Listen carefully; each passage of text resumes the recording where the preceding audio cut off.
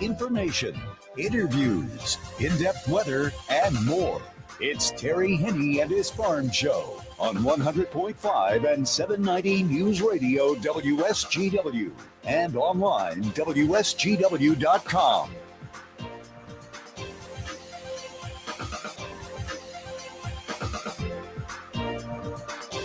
A mostly cloudy good morning to you. I hope your day is going well for you, wherever you might be.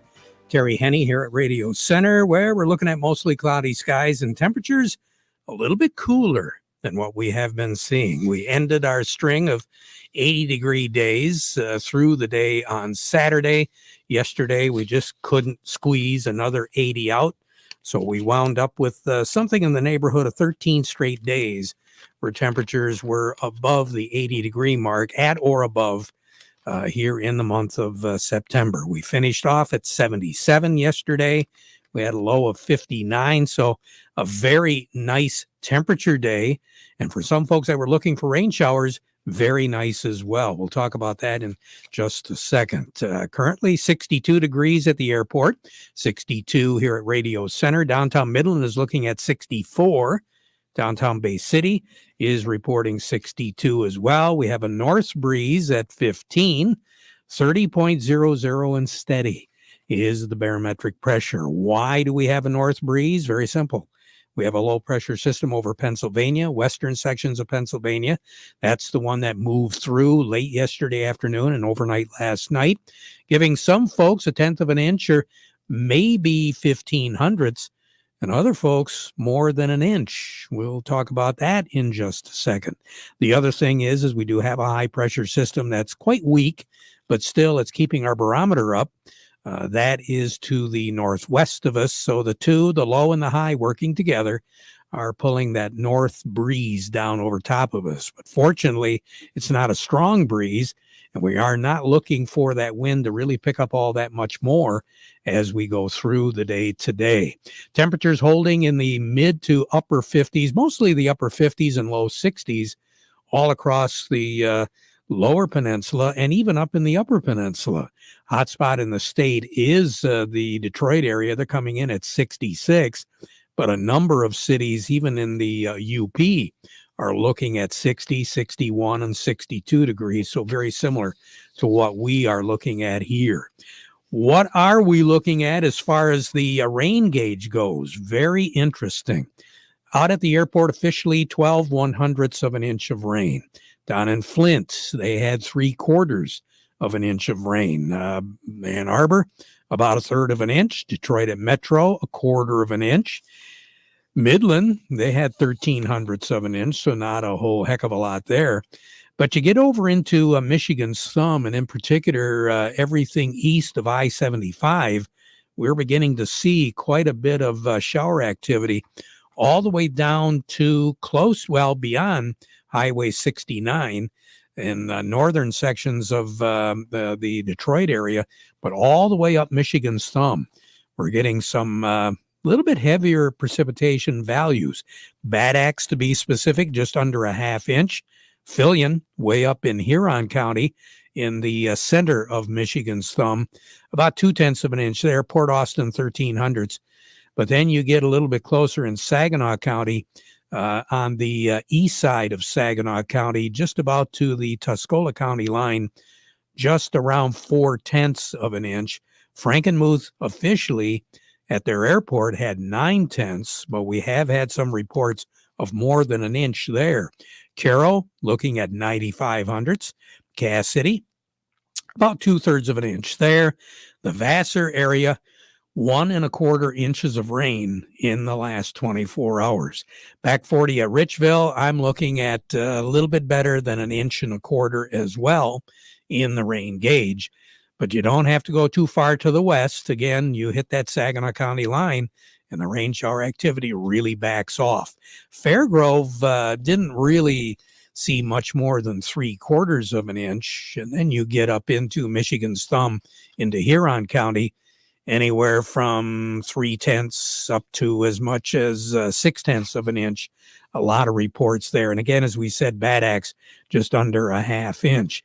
Down in Genesee County, the rain shower activity picked up a little bit. Lyndon Goodrich, just under 2/10. Lapeer had more than 4/10. In one location, more than a half inch in another. Durand was looking at 3/4 of an inch. Owasso, you had 54 hundredths of an inch to be specific. Ann Arbor, a couple of the reporting stations there, better than a half inch as well. Northern Michigan, for the most part, picking up 2/10, 3/10, 4/10 here and there. The Standish area, only 12 100ths of an inch. The Mayo area, 13 hundredths of an inch. Gaylord, about 2/10. Engadine was probably the most. They had an inch to report. Cadillac, less than a half inch. So that gives you an idea of where the heaviest concentration of precipitation was. And that was in a strip just to the east of I-75 over in Tuscola County, and then into Sanilac County and into Huron County. Much needed precipitation. Needless to say, I didn't see any ponding going on at all. It was just flat out dry. We really did need the moisture.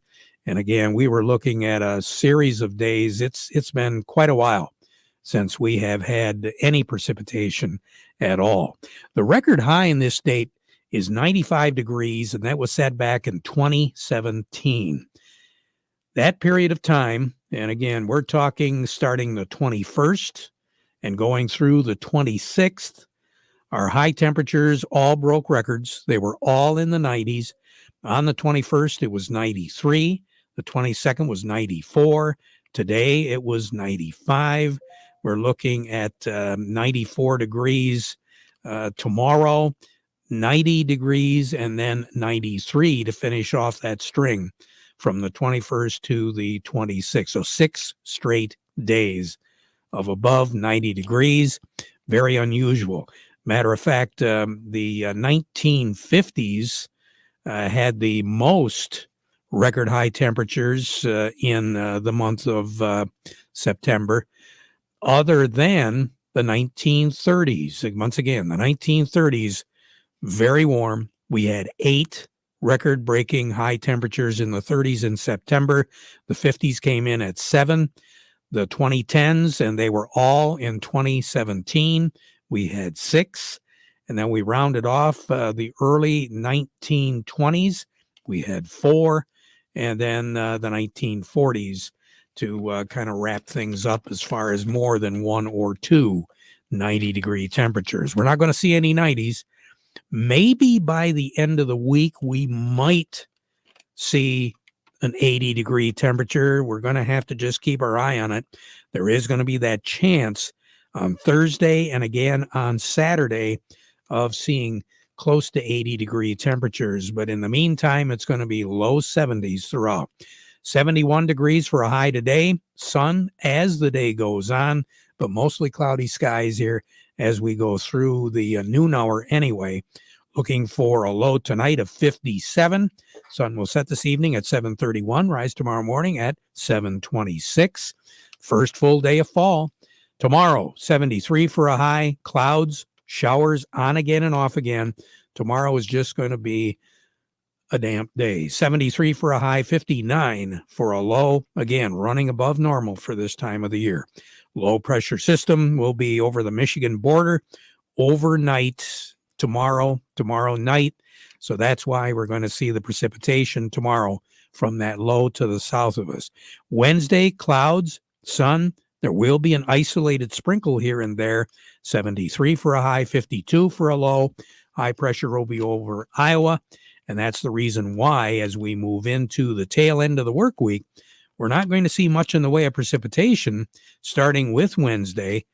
And we're going to see those temperatures beginning to pick back up just a little bit because of that high. It is going to be drafting some warmer air up at us. All eyes will be on a tropical storm that could possibly be a hurricane. It appears to me that possible hurricane or tropical storm is going to hit the Florida Panhandle. So it'll be just west of Alabama. It'll move up into the Florida Panhandle and then into Georgia, and then very possibly move into the Tennessee Valley. So there is going to be the possibility by Sunday, maybe or late Sunday, early Monday, we could see some of the remnants of that particular system. So we're just going to have to keep an eye on it. But that's what it looks like right now. It's nothing more than just a low pressure system. But it does appear as though the way the upper air has been working, I think the pathway is going to take it into the Florida Panhandle and then ultimately into Georgia and the Tennessee Valley. But it's going to take several days in order to do that. Long range outlook to take us all the way through the 6th of October. Where did September go? Much above normal on the temperatures, average as far as the moisture. More on the weather as we go through the program. Standing by, I've got Gary Kaufman at Star of the West, as well as Doug Klein from Oppenheimer. They come along, but we want to remind you, the weather forecast brought to you by the folks at Nutrien Ag Solutions. Nutrien Ag Solutions has the local expertise to recommend the corn, soybean, and other seed products that are the best fit for your field. Plus, unparalleled agronomic support with products and services to unlock yield potential and improve crop performance from planting to harvest. Ask about our financing options to help you get more from every acre and lead the field. Visit your local Nutrien Ag Solutions branch or go to nutrienagsolutions.com. They say there's a secret to growing a great crop. At Nutrien Ag Solutions, they beg to differ. It all starts with a strong foundation, and when it comes to fertilizer, there's no question that Titan XE drives dry fertilizer performance. They've been unlocking the potential in every prill of dry fertilizer with biocatalyst technology for over a decade. Visit lpi.ag/Titan or contact your Nutrien Ag Solutions crop consultant to drive your crop's potential today. Don't forget, mark down on your calendar, we are going to be broadcasting this Wednesday down at the Saginaw County Fairgrounds, where the Saginaw County Farm Bureau is going to be hosting hundreds of local fourth graders for a day of hands-on learning. They're talking more than 400 fourth graders from 5 Saginaw County schools. They're going to visit the Saginaw County Fairgrounds and learn more about where their food comes from and see agriculture in action from local farmers. Thank you to the Saginaw County Farm Bureau. Our broadcast on Wednesday from the Saginaw County Fairgrounds will be brought to you by the folks at Nutrien Ag Solutions. Say good morning to Gary Kaufman over at Star of the West. And Gary, how's things shaping up or down this morning? Well, we're having a nice start to the week here, Terry. We got all the grains on the positive side. Oh, that doesn't happen very often. No, we're seeing, corn, soybeans, wheat positive. Corn is above the key 50-day moving average, as soybeans are above the 20 and the 50-day moving average for the first time since May. So what that usually does is trigger some fun short covering. So you got a little bit of technical rally going on here as we're seeing a nice little push here this morning. So, and then you got the Middle East tensions getting pretty testy over there. And of course, the Black Sea region continues to escalate a little more as we're seeing some Odessa port damage. So all those things are offsetting, this early harvest as, got a little bit of rain across the country and maybe slow harvest down a little bit. But as we mentioned last week, it's going to be a tug of war between demand, and harvest of who's going to win the battle. Well, we've got other battles going on in different parts of the world. And then we got this, technical side of things giving us a nice bump today. So. All right. So on the board right now, what do you have? Yeah, right now, Cherry, let's call cash wheat up 13 at 567 on the white, 492 on the red. New crop for 2025 up 13 as well at 617 on the white, 532 on the red. Cash corn and new crop corn both up 9 at 336, and leading the way today is soybeans up 22, old and new at 954. You have yourself a great day, Gary. Thanks a lot. We'll talk to you again soon. All righty? Thanks, Terry. You bet. A little bit more in depth as far as what the markets are doing. Doug Klein from Oppenheimer joining us. The market report brought to you by Thumb Bank, making agricultural loans since 1895. Thumb Bank helps you, Mr. Farmer, stay up to date on industry trends and the trends of your operation. They've got locations throughout the Thumb and the Great Lakes Bay region. Thumb Bank, where relationships are built on trust, equal opportunity lender, and member FDIC. And by the folks at Legendary Tree Care. If you need some tree trimming or tree removal, well, they can help. No job is too big or too small. They are fully licensed and insured, and they specialize in big projects. LegendaryTreeCare.com, that's where you can find them, or like them on Facebook. Say good morning to Doug Klein. Doug, I hope you had a nice weekend. I did. How about you? Oh, yeah. Loving every minute of it, especially that rain yesterday. Yeah, it was interesting. Walk out to feed the horses and go, where's all that water come from in the pasture? Look, I think you answered my question when you said that 1.25 inches came kind of right up my corridor. And I'm like, okay, that makes sense. Makes sense. We needed it badly. Well, yeah, we sure did. So hopefully it didn't rain on the parade in Chicago. Yeah, no, they're doing okay. The commodity prices anyway are doing okay. Crude oil's down a little bit. That's good. China's talking about stimulating their economy, trying to keep up with all the stimulus going on over here between the Fed and the executive branch. They're printing money, so I guess it's turnaround time for China. Maybe Alibaba hit a new high for the year today. That's a Chinese company.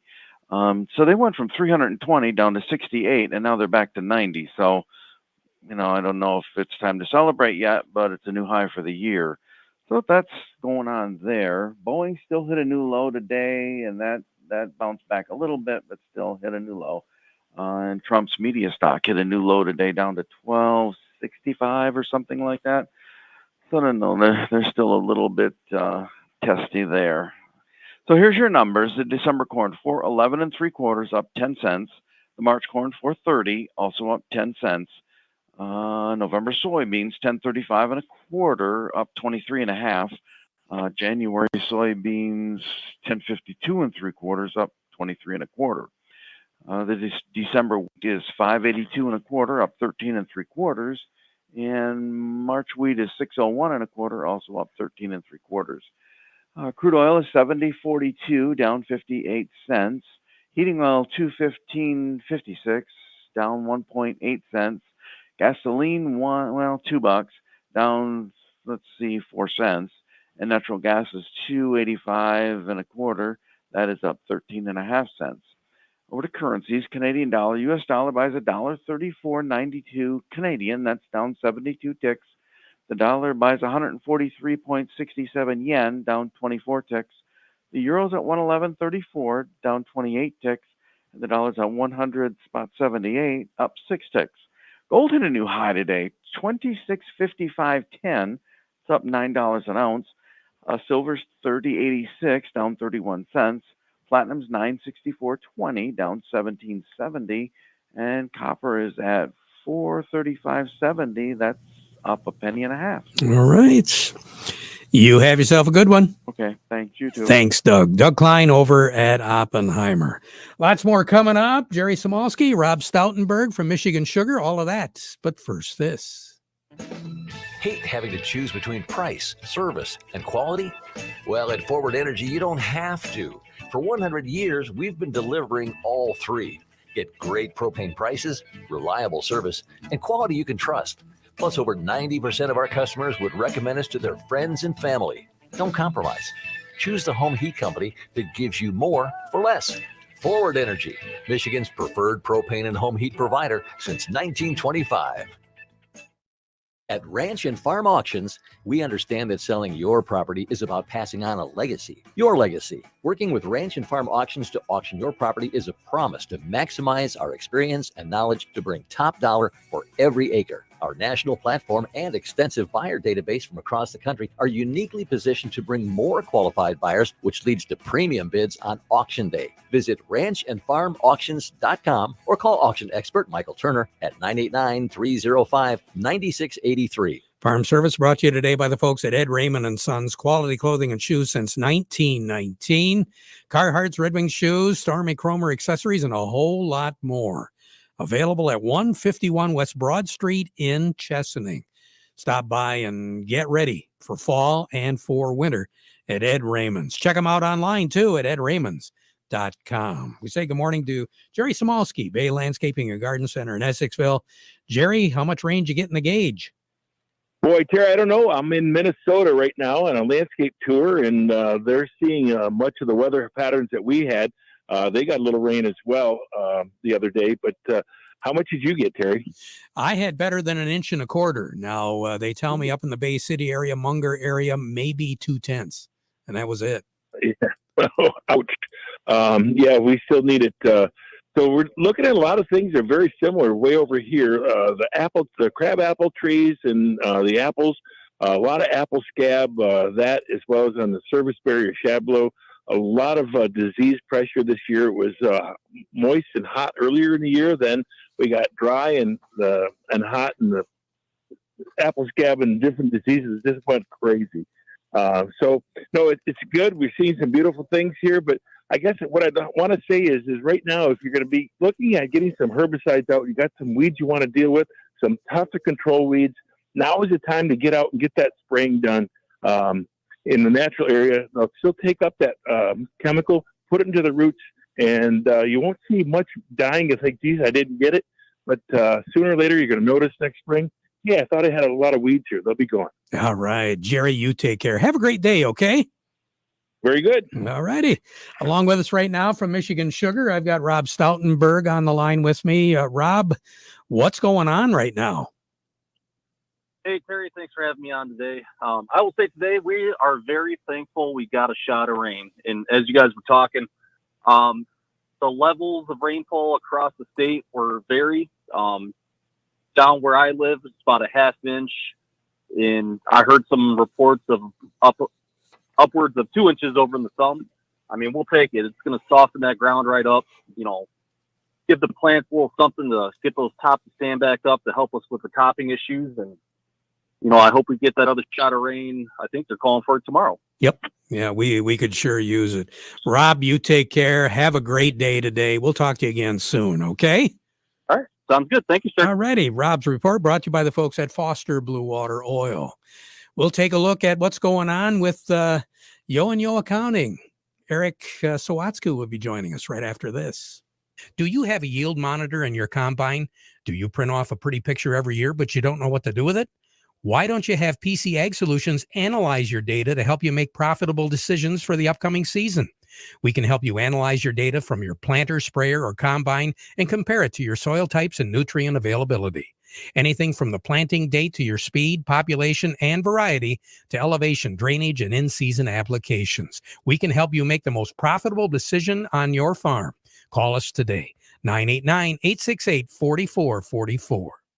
Along with us, Eric Sawatsky with Yo and Yo Accounting. Eric, let's talk a little bit today about gifting limits.